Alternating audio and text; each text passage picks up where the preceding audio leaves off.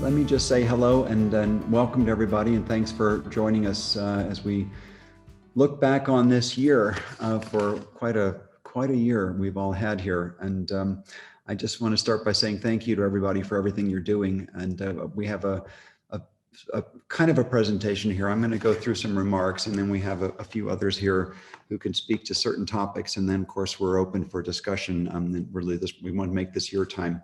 But maybe I thought I would just start off with just a kind of a review from my point of view as the new president here. I've been here for almost a year, and it's incredible to think that it's been a roller coaster at very, very high speed. And sometimes I've felt like I was hanging on by my fingernails, and I'm sure many of you felt the same. But boy, what a year this has been. There was even an article, I think, in Inside Higher Ed yesterday that Gene Garrison had forwarded to me just about first-year presidents and what they've had to go through this year. So I don't make this about me, but I just thought it would be useful maybe to give you a little bit of my perspective just to get this started.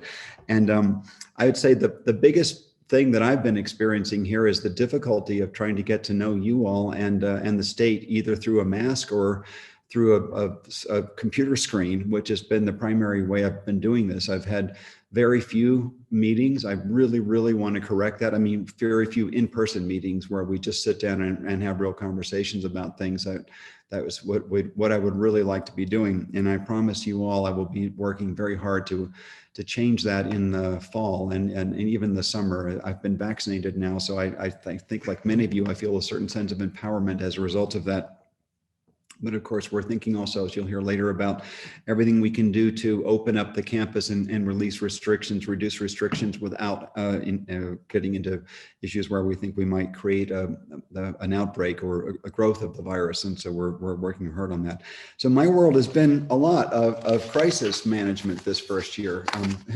COVID-19, how difficult that's been, just to think through policy, and no matter what you do, of course, there are groups who don't like what you're doing and others that like what you're doing, and that is, I've noticed that very few do I hear from that really like what I'm doing when it comes to COVID-19 policy. But anyway, I think overall, frankly, we've done quite well, and I'll come back to that in a minute. Of course, shifting policy at both the federal and the state level, as well as scientific understanding as this evolves, that's made it hard to steer a consistently straight course, and that's been hard, I think, for all of us.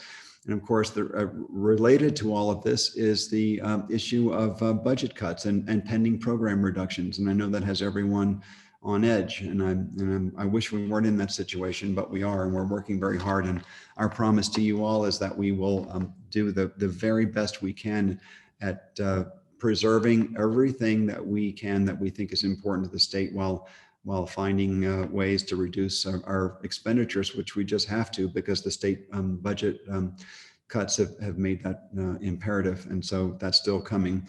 Of course, there's been tremendous social unrest, which is, frankly, I mean, at a national and local level. That's what I thought coming into this year, that I would probably have one of my biggest challenges, but it turned out to be a big challenge, actually, but perhaps not as big as some of the other immediate crises related to the budget cuts and the COVID-19.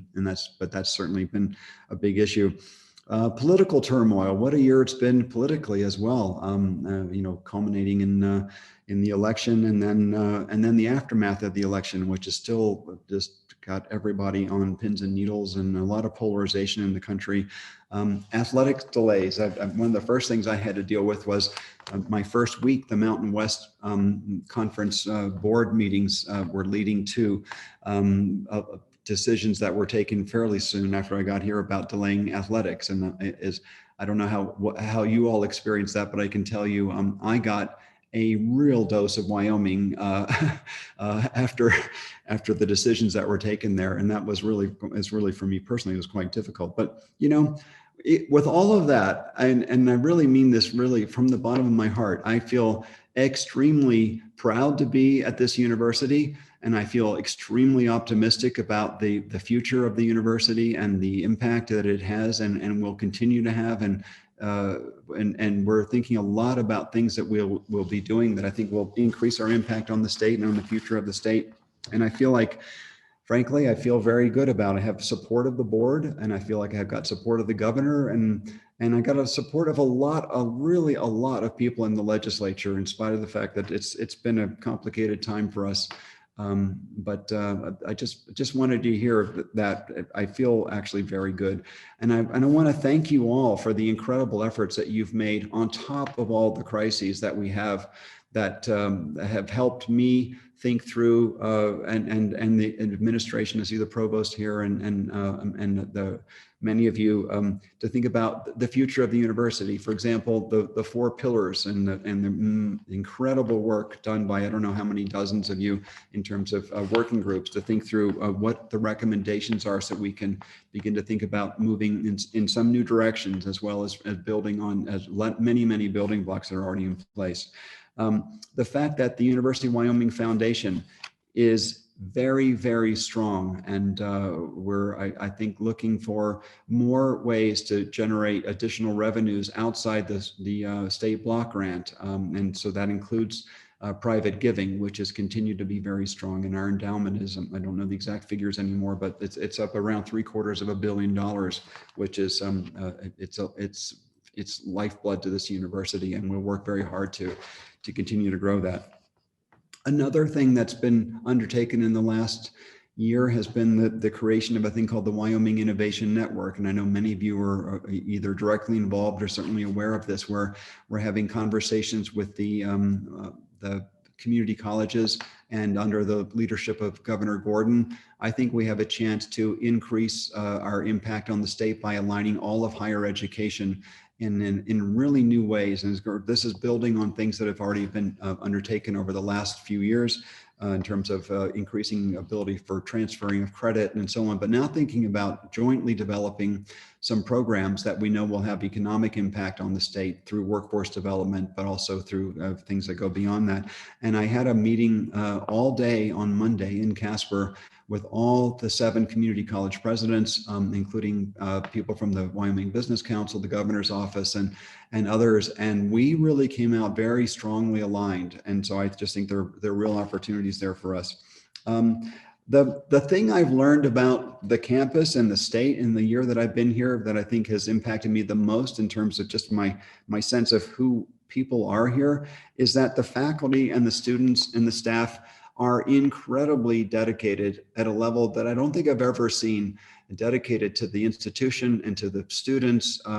If you're faculty and staff, students with a sense of dedication to the state and to the causes that they're passionate about. I've met a lot with ASUW leadership and many student groups, and the sense of dedication they have to the causes that of our age, particularly around social unrest and their environmental sustainability, those kind of things. The passion is there, the dedication is there, and it gives me a lot of optimism for what we can do going forward. So just wanted to say again, thanks a lot for all of that, in spite of all the difficulties that you've all had. So let me turn to just a review of things that either I know about or things that have been brought to my attention that I want to highlight in terms of faculty, in particular faculty accomplishments and things that have been going on the campus. And of course, it was not only for me coming in, but you all a little over a year ago, suddenly were thrust into the situation where you had to think about how on earth you're going to pivot and suddenly start teaching classes online, even though I know that this was not just here, but across the nation.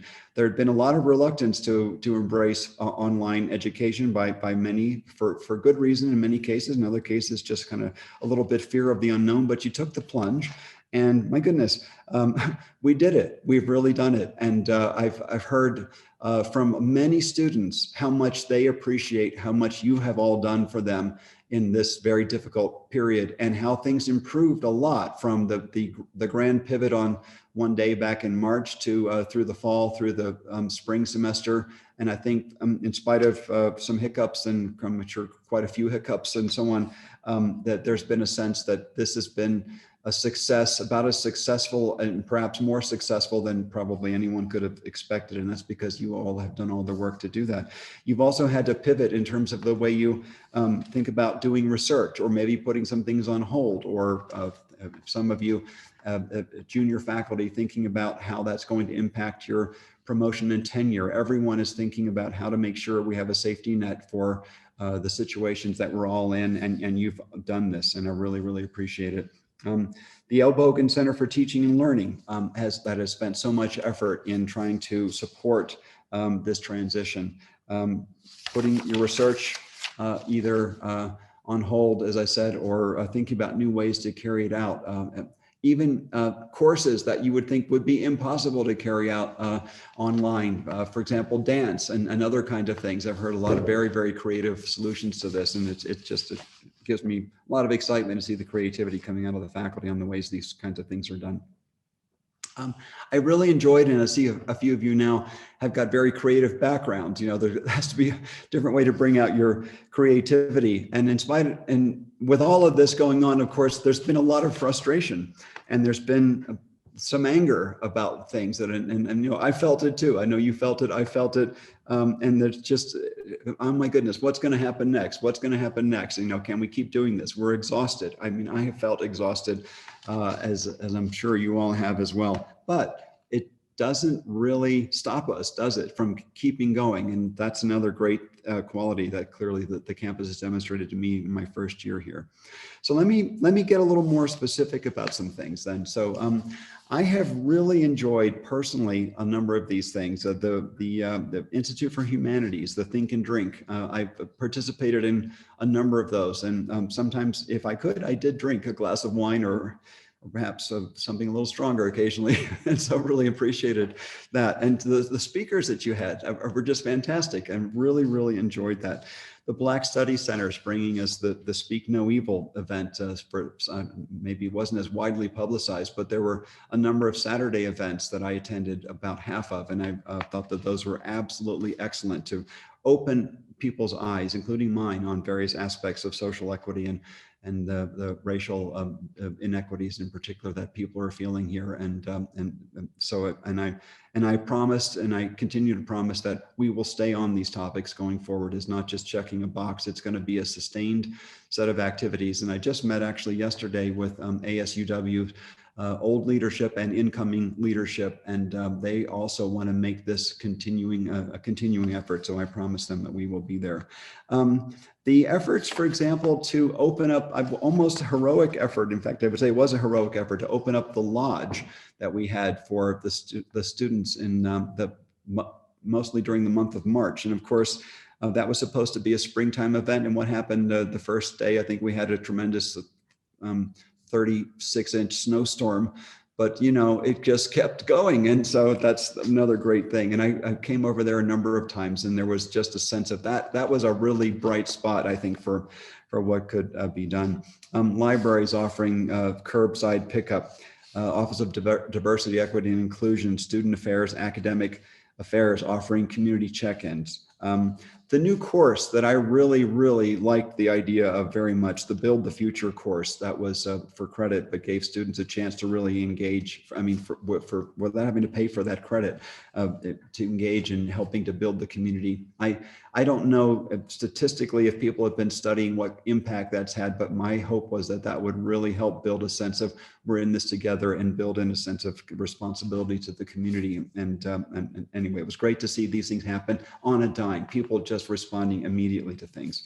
A lot of other things, though. I have a continuing list. I should probably speed up, or I'll never get through my list of accomplishments here. But the YStack award from NSF's Computer Network Systems, and I was at the NSF. I know that program very well. I know how important that is to a number of the faculty here for the work that they've done, and also connecting to schools for Wyoming high school STEM teachers. And I've been working a fair amount with the leadership at, for example, Jillian Balo, superintendent of schools, and how much they appreciate this, the computer science K-12 education system that's being developed, but not really being, let's say, not really rolled out yet. So I think we have a lot of work to do, and I know a lot of you and have been active in that. And in particular, I just want to single out PIs on that grant that I mentioned about the CNS grant from Amy Banig, Lars Kodhoff, Diksha Shukla, and Mike Borovchak. So thanks a lot for all the work you're doing and all of that.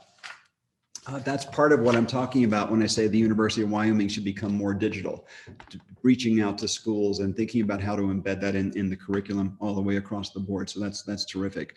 Another thing I wanted to highlight was the College of Engineering's construction management program. I've heard a lot about this. I've heard a lot about it also from people in the community, particularly dealing shortages of buildings, even housing shortages. And I think that these things are extremely important. I was just in Evanston and also, I mean, just yesterday and other parts of the state where there have been a lot of discussions about the housing shortage and also a lack of ability to build new buildings as the economy is shifting and so on, as we need more homegrown capabilities for this. So this is directly addressing state needs. And I like very much the idea that we're thinking about programs that really have impact on what the state needs.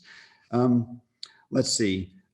Let's go into some individual recognition for some specific things that have happened. So Ramesh Sivan Pillai has had an award from the American Society for Photogrammetry and Remote Sensing, being named a fellow from the WIGISC Center, which is, I think, very exciting. We have papers that were published on the economic impacts of COVID-19, Linda Thunstrom, Dave Finoff, Steve Newbold, and Todd Cherry, working on understanding things like vaccine practices also, and understanding the impact and the incentivization that's needed in order to have people understand why they need to get vaccinated. That's very important, of course. And we have a state that's a little schizophrenic about this. People really value their freedom. They also value their health. And sometimes that's something we have to understand about what, not just preaching, but understanding fundamentally how to motivate people given kind of their backgrounds. That's very, very important. Let me turn a little bit to things around the School of Energy Resources. I've spent a lot of time I'm on the board for the School of Energy Resources, and it's something I have a scientific background that's sort of connected to. I've spent a lot of my time trying to connect us up with various national laboratories of the Department of Energy. And there have been a number of big awards, including a big DOE grant of $15 million for the Center for Economic Geology Research and partners, as well as just even in the last week or so, big awards of $1.5 million and almost $2.5 million in cost share, as well, for another award from the Department of Energy that is not just here on campus, but also related to the power station in Gillette. And that's very, very strongly appreciated by the communities. It helps me a lot when I'm going around the state. And I was in Gillette actually for a meeting there. I was also up in Hewlett just a couple of days ago, where I met with one of our senators and one of our representatives in the state legislature. And they were very, very appreciative of the kind of work we've been doing along those lines. Let's see, let me go on a little bit further. We have, let me skip ahead a little bit. So there's a lot of activity of SER, I just want to say, and it's doing extremely well, but maybe I won't go into all the details of those things. We have efforts in, for example, the Department of Anthropology with Rick Weatherman, leading a partnership with the United States Defense POW MIA Accounting Agency and the Henry Jackson Foundation for Military Medicine to recover soldiers lost during past conflicts. This is, again, work that goes across not just the Department of Energy and NSF, but really going well beyond that into all kinds of other areas. So there's been a lot of work around entrepreneurship and developing activities there that I think are going to really impact the state's economy. And in particular, there's work done from the College of Business's UW Student Center for Public Trust hosting the Spark Tank event, and supported by Kent Noble, who's the Daniels Ethics Chair. Also, other work that's being carried out, for example, in the School of Nursing. Paula Keene, assistant lecturer mentored the School of Nursing and university faculty during the COVID-19 pandemic on strategies for using technologies for online instruction, which is obviously a very important thing. And in fact, I've just had a very interesting discussion with Kem Kruger and David Jones about a potential philanthropic support for additional activities around these kinds of activity areas. So that I know how important that is, and that's really resonating with our state and with different stakeholders that we have. I want to especially thank people who have been involved in all of our COVID testing and the vaccination programs. I think, having been pretty close to a lot of the discussions there, that this is something that the university should be extremely proud of. And I know the effort is heroic, and it's been exhausting, and it's been never ending. I hope we will come to the end of that before long, but we're not quite out of the woods there. And in particular, I want to have a special shout out to some key people who've been driving this. David Jones, our Dean of Health Sciences, who oversees the operations of the surveillance testing program. Kem Kruger, Dean of the School of Pharmacy, overseeing the vaccine clinics. And of course, I've gotten my vaccine. I've been there twice, and they're not just sitting behind the desks of their colleges. They're there actually. I mean, I think it was Kem who did the paperwork when I walked in, and David was there, and just there like everybody else, just doing the work all hours of night and day, keeping this thing going. And that's not only a campus, but an important community service. Will Agreed, the professor and director of the Wyoming State Vet Lab, who oversees the surveillance testing program. That has been not only a heroic effort, but it has been one that has gotten national attention. It's one that has the recognition, and I would say quite a bit of jealousy of quite a few college presidents that I'm in touch with, including across the Mountain West. I have conversations with them every week. They repeatedly talk about they wish they could have carried out a program like we had. I have all the other friends from other universities who have looked at us with quite a bit of envy. So I think it's something to be really proud of. Brand Shoemaker, associate professor and veterinary scientist, who's participated in, I would say, far too many conversations. I know Brant is exhausted, but just keeps going. And somehow, as far as I can see, has managed to keep his cool in spite of some pretty maybe even, let's say diverse conversations within the EEPG group, but I get it. I get how everybody has a different idea about this. People come from many different perspectives. It's kind of what makes a campus vibrant, but it's also, for this particular topic, I know it's been exhausting. So with all of that, that's been happening, I want to announce now that Academic Affairs will be awarding Extraordinary Service Awards to Will, Brant, David, and Kem for their meritorious service that goes way beyond the call of duty this year. And so thanks to you all, and thanks to everyone else who's right behind them helping make all this happen. Let me talk a little bit more about this topic, because we've had this group. I couldn't even remember what it stood for. It's just become, in my mind, EEPG, but here I have it. It's the Emergency Executive Policy Group. Normally an emergency is something that comes and hits you and then it's over with. This just never seemed to end. And it has been going on, and is the group that I absolutely depend on for advice on a weekly basis on what I need to be doing as the president. And I've listened to you, and I've almost always taken your advice, but not always. And I apologize when I haven't felt that I could follow exactly your recommendations, but without your recommendations, I would be adrift, and that they've really helped guide me throughout this whole year. And I can't tell you how much I appreciate it. And of course, this includes a lot of other people: Tammy Benham Deal, Tara Evans, who's here with us, and me. I don't know if Brant is here, but I know that Tara was here. Will Agreed, David Jewell, Kim Chestnut, Bill Mai, Chad Baldwin, and quite a few others who've been in and out of that, I'm sure. Nicole Courtney, Danica Solomons, and Phil Willey also running the COVID hub for months on end. And so it's been an amazing effort there. I just want to make sure I thank you all. The custodial staff is a group that really deserves heroic thanks, because they have been there, and it's been sometimes a thankless job, but you're there, you're taking care. I've gotten to know a few of you in the building here in Old Main, but I know that you're across the campus and you're sort of in the front line of this. So I just want to have a shout out to you for helping keep us clean and safe, and the whole operations team, of course, as well.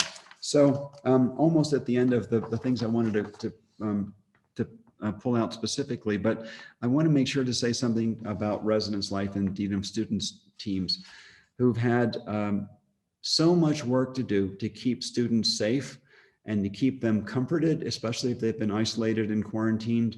And I've had letters from moms at 3 o'clock in the morning that went on for 10 pages about things that were frustrating and really concerning them. And I was just amazed at how every single time you took that up and you worked with people to, if they needed hand holding, if they needed explanations, if they needed just some comforting or rational discussions, you did it all. And I know how important that was and how difficult it was. And I know how well you've done in dealing with the terrible tragedies we've had this year. It's been a really hard year with the deaths and suicide we've had and the car crash and it seemed like it just wouldn't end this year. And I just couldn't be more proud of how you handled it and with the sensitivity that you have. And I've had thank yous from some of the families who were really impacted by that. So, and that's not easy for them, I think, to make those kinds of statements. So that means that it goes really deep what you've done, and I really want to appreciate that. I want to also say, finally, really how much I know that there's been an overload of committee work this year because not only all the things you're already doing in a normal year. I mean, I'm not active very much as a faculty member now, but I've been a faculty member and I know how much the job is 24 hours and you're constantly doing stuff. You're mentoring students, you're teaching, you're applying for grants, you're doing the administration, you're doing the reports, you're doing committee work, you're on the faculty senate or whatever. You're doing that anyway. And now all of a sudden there's all this extra work, including the things that I've asked you to do on top of this, like the pillar groups and all that work. But I felt it was absolutely essential that we don't just think about cutting programs and we have to think about where are we trying to go. And so that I know is work that's going to pay off over time. Some of you I know were exhausted or you were frustrated about some of the processes that were put in place to collect information and so on. And, and that's normal, but it was like above normal this year. And I just get it. I really get how hard this year has been. And I really do think that we're coming out of it. We're not out of it yet, but we are going to be in the next year in a situation where I hope very much, and I'm optimistic that we'll be in a situation where we will actually be able to start to get back to normal and begin to actually think about the future where some new things can be growing out of kind of the ashes of this year. I was thinking about it kind of like I was at Yellowstone back in 1989 or thereabouts after the big forest fire. It was a really difficult year. And within a few months, I was there in the spring of the year after the big forest fires. I couldn't believe there was green already growing up out of that difficult year for that forest. And I sort of feel that a bit like this year. I think we're really going to be seeing some of that going forward. So I see some green sprouts kind of already coming up. So let me just conclude here by just saying I'm proud of what the campus has done. I'm proud to be on this campus and a member of this community. And I want to thank you for everything you've done this year.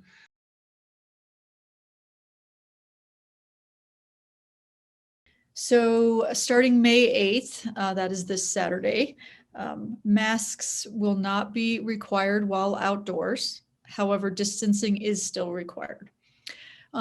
For now, masks are still required indoors as well as the distancing, although we are evaluating that certain requirement. Additionally, for event guidelines, you can do events now, and the guidelines for those are that distancing is required, again, both indoors and outdoors, and you need to be at 50% of the venue's capacity. And catering and events and others can help you with that if you're trying to determine your capacity, but you can go ahead and have those events now. For travel, we are following CDC guidance on travel. And this is what that means, that you can, we are pre-COVID rules in terms of who you need to get permission from. Travel does not need to be mission critical any longer. So you just need your normal approval chain for travel. However, you can travel if you're vaccinated, you don't need a negative test. If you are non-vaccinated, you do need to have a negative COVID-19 test 1 to 3 days prior to traveling. And we have free public testing, of course, available that you can use when the surveillance testing is discontinued. In terms of transportation, the same rules apply. We are lifting the distancing requirement in vehicles. So you can be in a group together in a vehicle. You either have to be vaccinated or you need to have a negative COVID test prior to using the vehicle. So those are the rules related to travel and transportation. In terms of the testing requirement, that is discontinuing on July 1st. So you will no longer have to take a surveillance test. We will have it available publicly, and it will be the diagnostic version of it. So you don't have to do the 2 tests, just the 1 test. We are still working on the hours that will be after July 1st, but it will be free testing available for asymptomatic faculty, staff, and the public and students as a resource.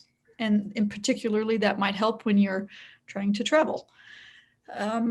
Also, the COVID pass will sunset on July 1st as well.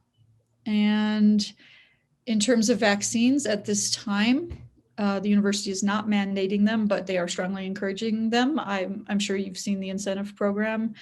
And we also have an information team that is available to come around and talk to your groups if you want more information on sort of the public health benefits, the private health benefits, the safety aspects of vaccines. So we have a group that would love to come and talk to you about that if you would like them to come to any of your meetings. Let me see if I'm missing anything. Remote work, let me talk a little bit about that. So a lot of us have been remotely working during the pandemic. Starting June 7th, we are transitioning back over the summer to fully in-person work. But we are going to have a flexible work policy in place that supervisors can work with their employees on flex hours, possibly flex start and stop times, and also remote work. This is not related to COVID, so you won't be filling out a remote work plan for COVID reasons. You would be filling it out for efficiency reasons. Maybe it's easier in the unit if you can work remotely, and you'll just need to work with your supervisor on that.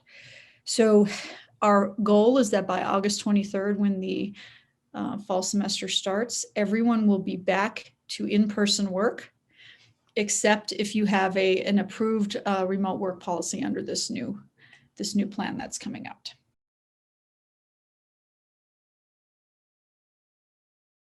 I would be remiss if I didn't give one additional set of thanks, serious set of thanks out to our operations folks too, in addition to our janitors who definitely performed a really important service for all of us over these last 15 months.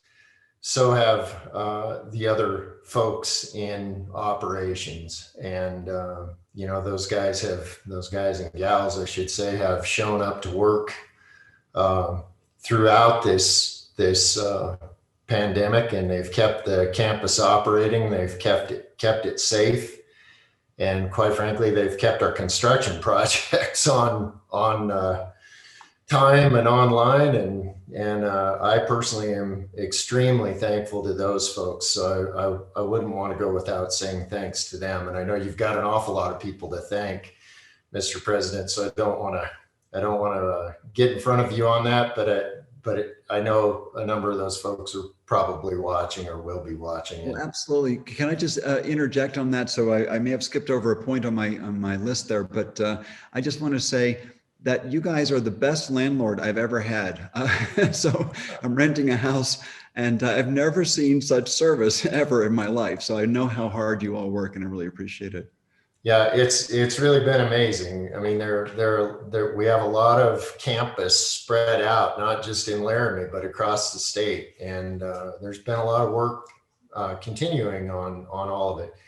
With that, that I will say, you know, that remains one of my responsibilities is operations, and now also this legislative piece or governmental relations piece. And so I actually just, I'm still fighting a bit of a numb jaw. I just got back from the dentist. So if I miss something, please feel free to chime in and ask a question or put it in the chat or whatever, and I'll answer it to the best of my abilities.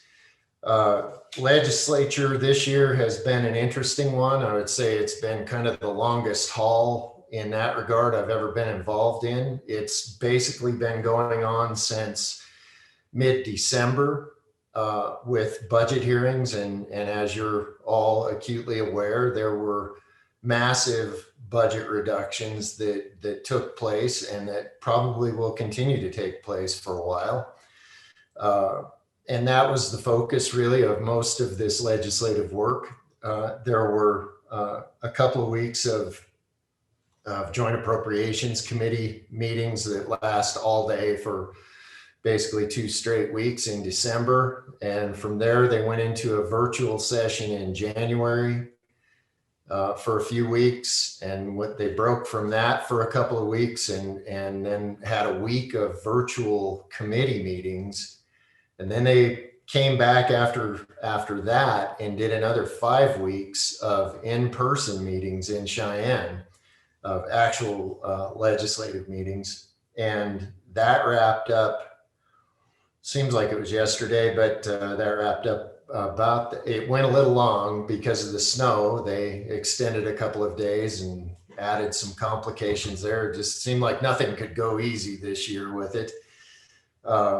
But I believe that wrapped up April 2nd or something like that, April 1st or 2nd, somewhere in there. And now they're going to come back for a special session by all appearances in July. That decision will be final tomorrow. Management Council meets again tomorrow to finalize that plan. And in this special session thus far, the topics there are limited to the federal funding, that ARP, American Rescue Plan money that recently came through the university. I wish the university. The state of Wyoming received about $1.3 billion through that plan, and it is to be used over the next 3 years. So it's not quite as big a immediate impact as maybe it sounds on the surface at 1.3 billion. And there's a significant amount of that, if my memory is lucid, I think it's about 300 million of that money is due to go to K-12 funding, which of course they need that funding. They're short right now. And if you paid attention in March, you realize the legislature did not come up with long-term solutions for the K-12 funding problem, which now becomes a funding problem for everybody in the state. Any state agency, including the University of Wyoming, the community colleges, Department of Health,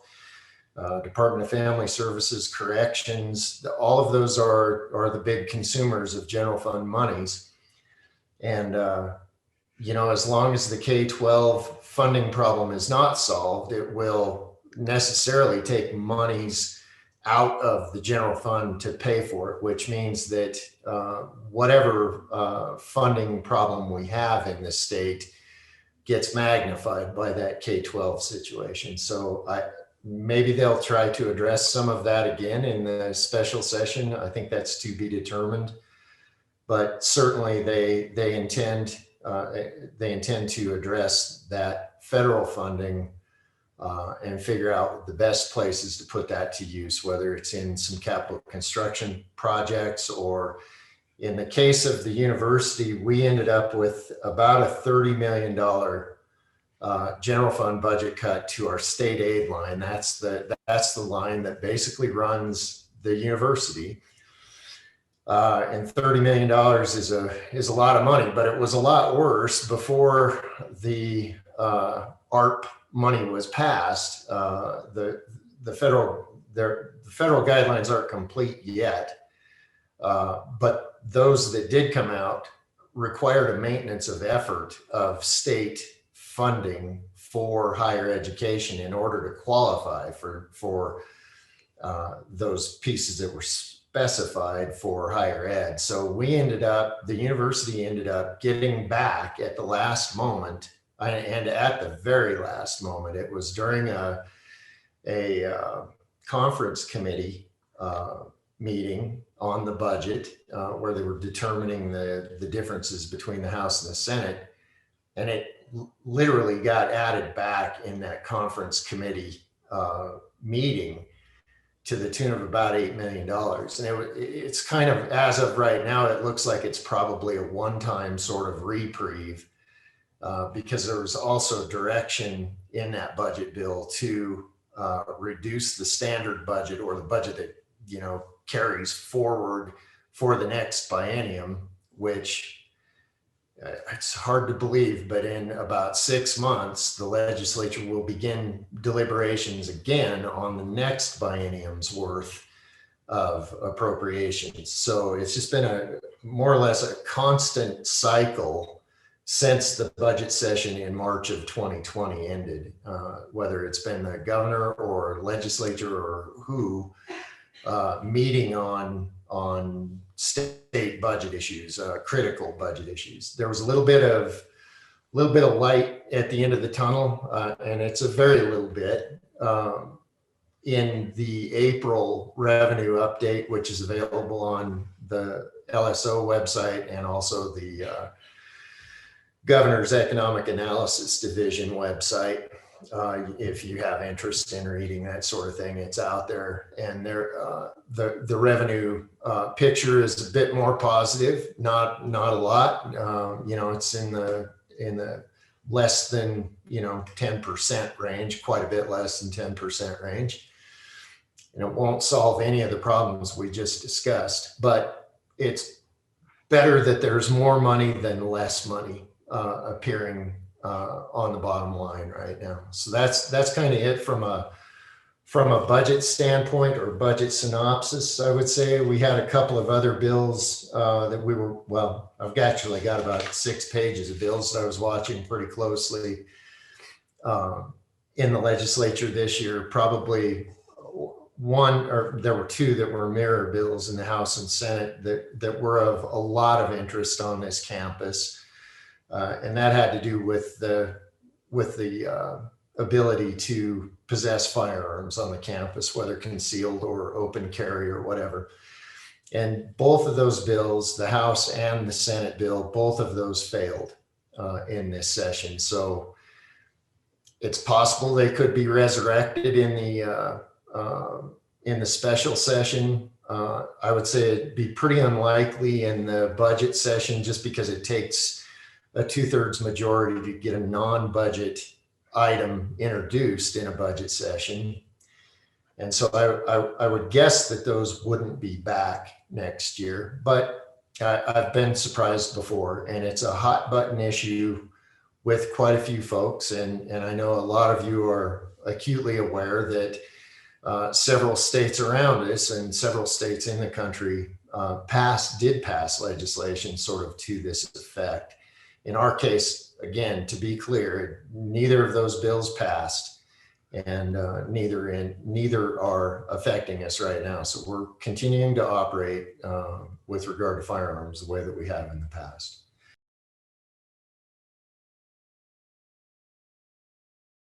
The president has submitted, per university regulation, on April 15th to the Board of Trustees, his proposed operating budget for next fiscal year starting July 1.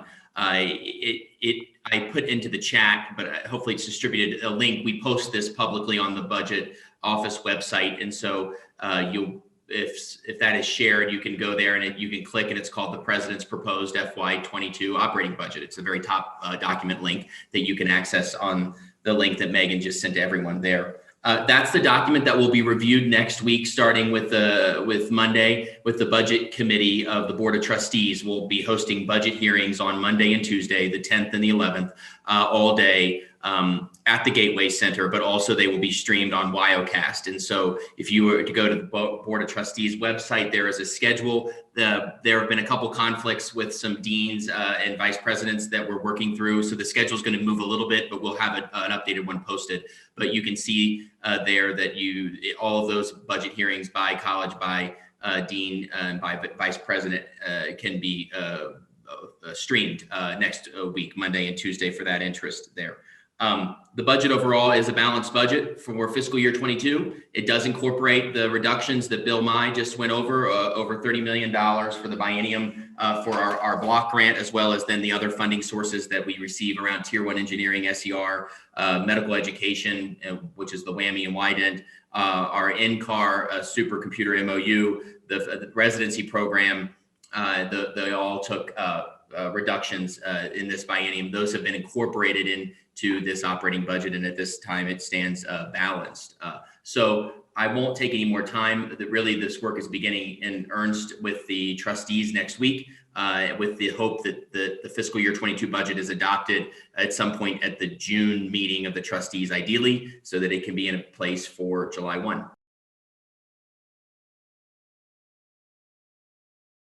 Nice to see everybody in the best way we can. I will offer that, as Ed offered at the beginning of this meeting, it has been a challenging year, and that has certainly been true for our students. So we would have allocated even more time than a normal year around mental health concerns. And because this identity development for our students, right, one of the ways that we really retain them is through academic and social belonging, where they really feel connected to our institution and they find community here and they want to be here. And that was harder to do in the past year than it has ever been before.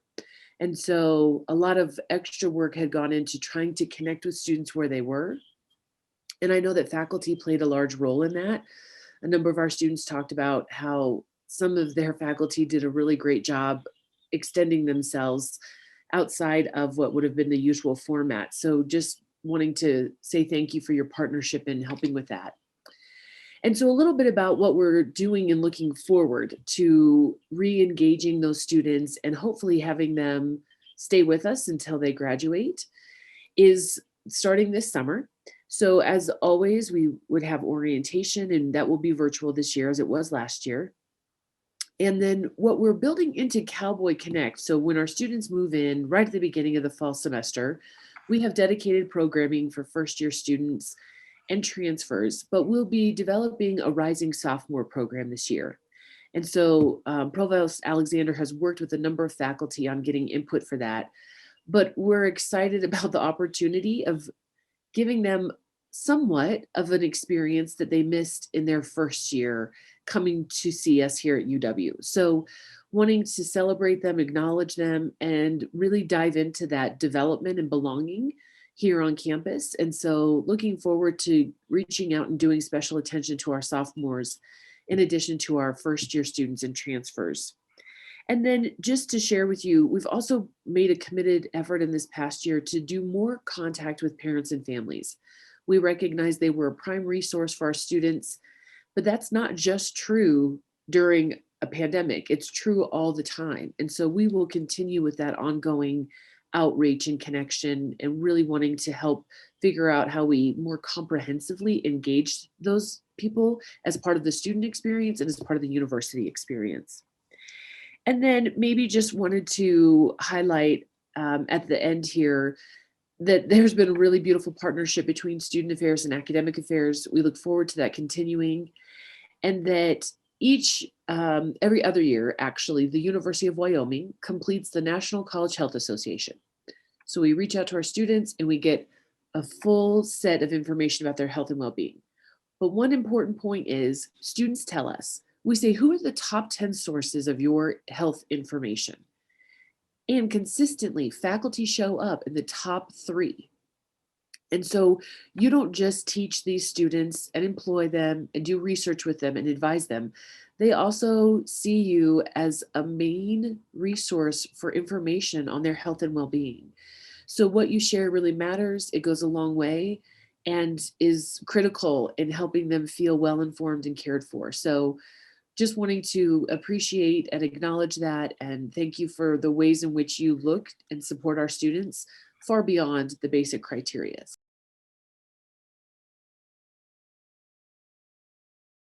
Great to see you all here today, and thanks for making the time. The thank you litany that is due you all, that the president started with, is well deserved, in so many small and little victories and big victories all year long. It's been really, really just the honor of my life to be working with you all this year. So I get to end on the happy note, right? Which is that, even as you guys were all running flat out over the course of the year, many of you were also participating in some of our strategic scenario planning work. And that included the portfolio review assessment team. Basically, what we were trying to do with this exercise was analyze the headwinds and really, really dig into what are some of the critical uncertainties and driving forces that UW has to face in the coming months and years.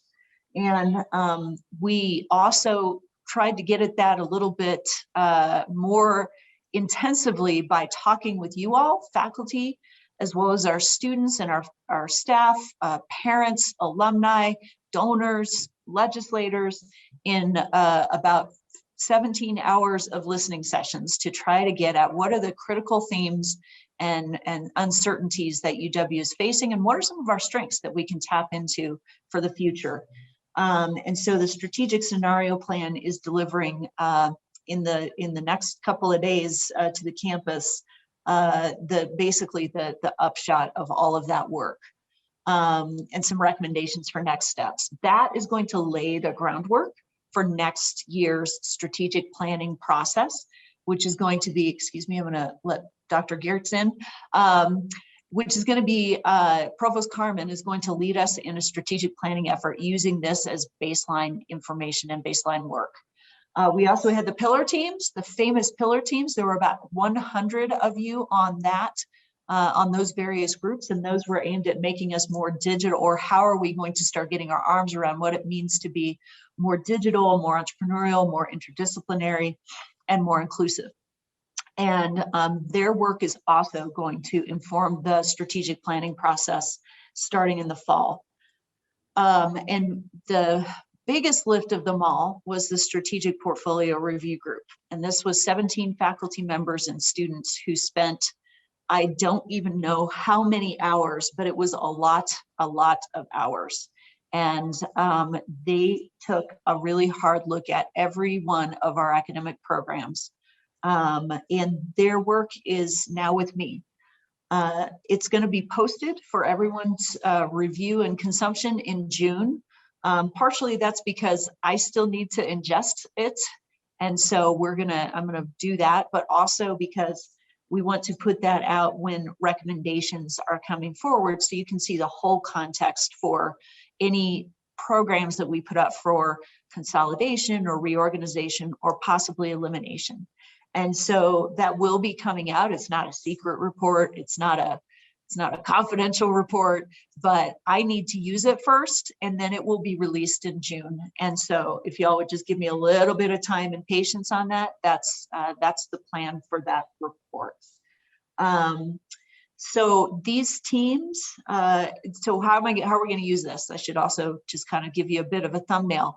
As I've mentioned in many of my communications, my weekly communications, I'm going to use this data in dialogue with the president, incoming Provost Carmen, our financial affairs team, deans, department heads, and we're going to dig in and see where we really can dig deep and find efficiencies and make us a sustainable enterprise. Because as you all know, as you've heard from Bill and from David, our numbers are down as far as the budget goes. So we have to figure out how we are going to do this in a sustainable way with our very thin benches that we have across this very large university. So the over 100 plus people who have been working on all this, and the hundreds of folks who participated in the surveys and the listening sessions, They did hard and thankless work this spring, added on to the hard and thankless work that you did all year long, trying to help our students get through isolation, quarantine, uncertainty, volatility, and you've done it all with grace and aplomb. And I know it's been hard, and we lose our tempers with each other every once in a while, but we're almost there. And as President Seidel said, after the Yellowstone fire, there were green shoots that everybody saw coming up in a really rapid manner. I think hopefully we will start to see those same shoots here at UW.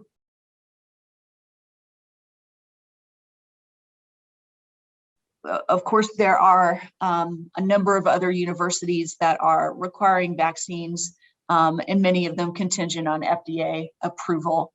Can we do it? Would we do it? And should we do it? Right. So thanks. That's a really good question that has generated an enormous amount of discussion among ourselves in Old Main, with faculty, with health officials, with EEPG, with some board members, and so on. And I would say this is not a policy statement. This is just merely sort of a sense of where I think we're heading. We're going to work hard to encourage people to be vaccinated. I think it is unlikely, at least at this time, that we will actually vaccinate, have a mandate for it for lots of reasons. We really had a lot of discussion about legal, social, medical, all kinds of issues and ways of looking at this. I can see how it might come in, though, in certain ways. So, for example, I've had the same conversation with the Mountain West presidents. I think some of which have had vaccine mandates from their states, for example, Colorado and California in particular. And we don't think, for example, that the Mountain West, at least at this time, would end up having a mandate. However, it's possible that a team might say, we're not playing any team that's not vaccinated. And so that could be a de facto motivation for certain classes of students, for example, athletes, to become vaccinated. So it's just an active discussion right now, but there are lots of implications to any decision we make on this, and so we're still investigating it all.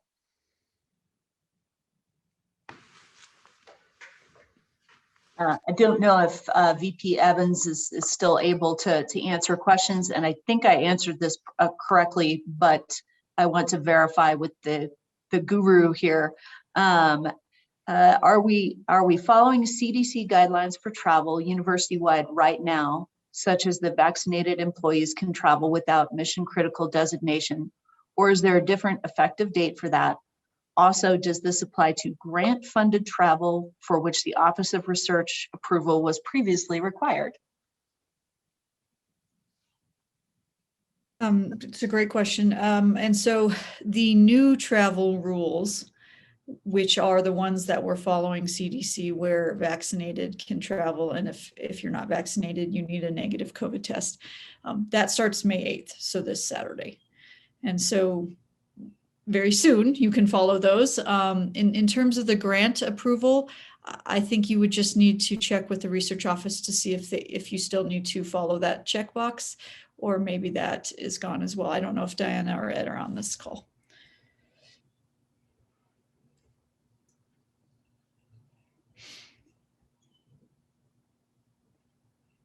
I don't see any other questions either from Wiocast or from the chat yet. Oh, I spoke too soon.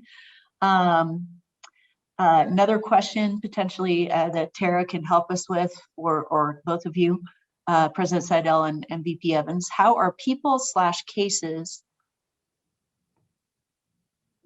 Hang on, I'm trying to understand. Oh, I get it. How are people/cases of folks who have had COVID-19, actually had COVID-19, considered in the numbers regarding our uptake with respect to the numbers that we're tracking? So as opposed to, I haven't had COVID, but I have a vaccine, I know I'm in the numbers. If somebody has had COVID, does that put them in the in our numbers when we're looking at those rates? I have to defer to general counsel here. I'm not sure how to answer Yeah. that one. I do have an answer for that, and I might offer that Brant, if he's still on, could speak to how we look at immunity when we take together our vaccinated folks and those who have COVID. But to answer the actual question, they are not included. So when Chad's messages go out and say that we have 62% of our full-time faculty that have the vaccine, that does not include the sort of natural immunity one might get from having COVID. Brant, is there anything you wanted to add if you're still on? I think he had to take off. Thanks, Tara.